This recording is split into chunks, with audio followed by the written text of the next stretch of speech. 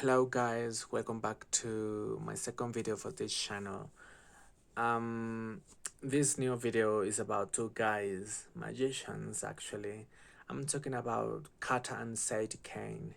Rick brings us these magnificent and hilarious books, the story of these two kids saving the world. Before beginning with, I like to mention that perhaps I'll spoil some main facts of the books, just to let you know. So the first one we have the Red Pyramid. Let's take a look at it closer. And we have Sadie and Carter.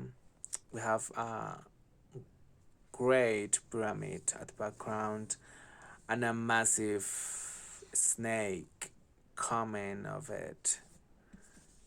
This book has around 514 pages. I'm not counting the last page because it's the author's note, and its cover is quite eye-catching. I really like it. Let me give a little of context about it. The two children lived separately.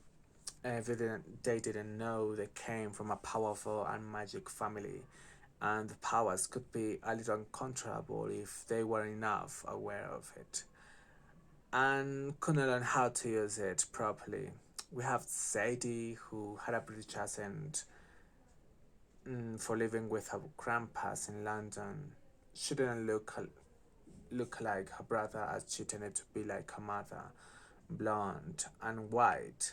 On the other hand, Carter tended to be like his father, dark skin and whatever. Sadie was a little jealous of his brother that was always with his father and who trekked around the world. Nonetheless, Carter didn't decide to have that life. He sometimes wondered how his life would be if he had a similar life like his sisters, with friends, hanging around, going to school, and doing all that stuff teenagers usually do. So, the father, Julius, an Egyptologist, traveled around the world visiting important monuments. These guys, although they spent little time together, almost nothing, they wondered what Julius was after since he always seemed like he was locked and he found foes in his way.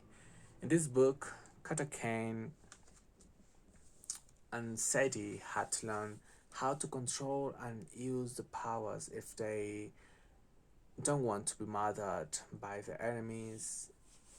And since coming from this family, the Kanes, only being part of them, they become easily mortal enemies of other magicians and even gods.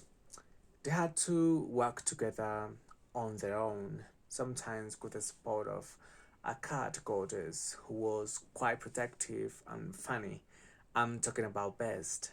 She did care about them and treated them like her own kittens, and it's quite adorable. Like in every single book, we have the chief villain, and this book is no deception. So you might find the real enemy was not supposed to be the chief foe they were facing. If they wanted to stop him, they had to trust in the part of the gods to channel the powers and be more skilled.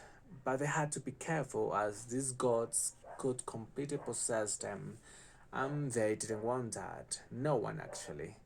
Therefore, we will see if they could overthrow him. In the second book, The Throne of Fire, we have a beautiful cover. We have Sadie and Carter on this boat, and the Throne of Fire at the background. We have some scarabats over here. You will see them. You will see them. They are quite small.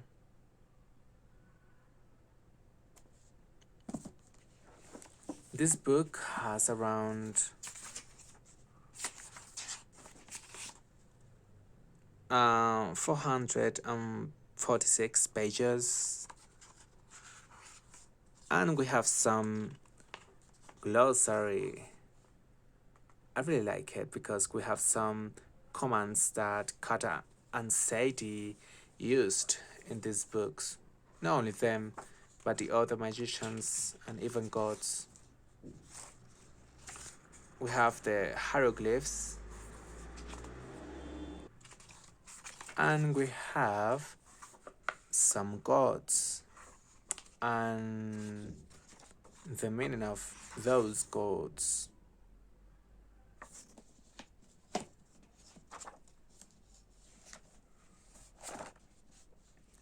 Oops. So, um, the second book, The Throne of Fire, they already knew who the really enemy was, and it was nothing more than a super powerful Asian god.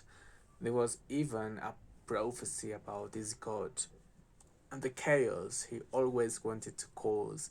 He wanted destruction, death, and his eager for power and tumult made him one of the most fearful for gods and magicians. His only rival, that has been for millenniums, was another god. He was the opposite. He brought life, the god of creation, I'd say order. And I like to give you more details about it, but I prefer not to open myself to that. So you can enjoy and find all the information in the book. And although I'm revealing details and I want to spoil the whole book, that's not the idea. Anyway, though this latter god was old and weak, Sadie and Katawa decided to awake him, as it seemed he was on a deep sleep. That only his book, the Book of Ra, that actually was three scrolls that were hidden, could get him back.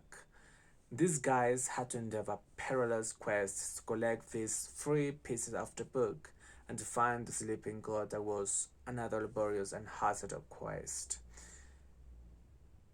Anyway, they had to save the world before this snake, the god of chaos, rose. The third book, the last one.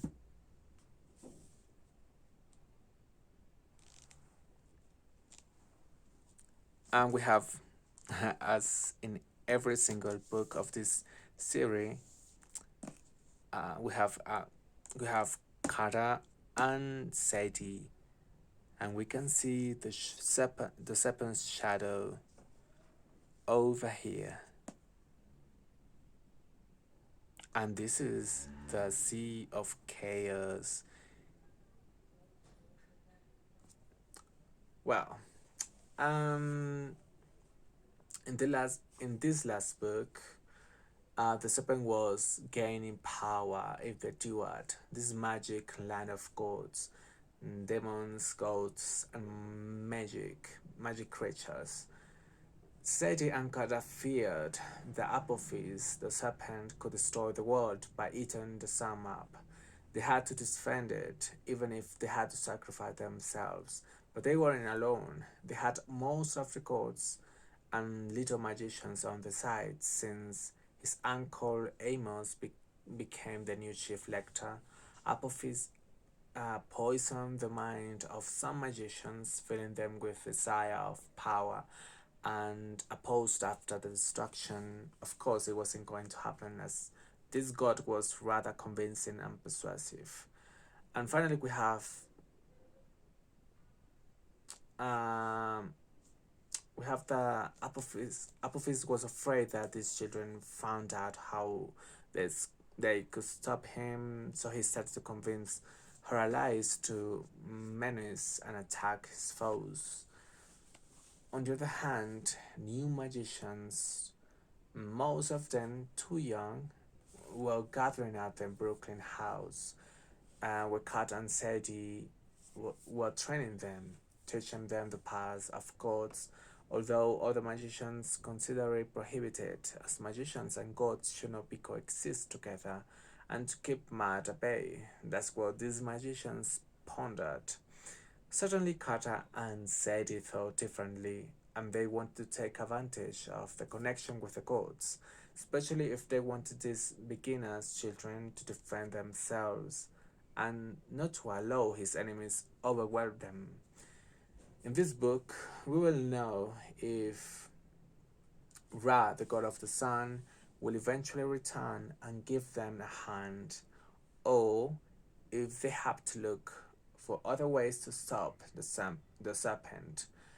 They had few days before Apophis rose and darkened the earth, and everything was only chaos.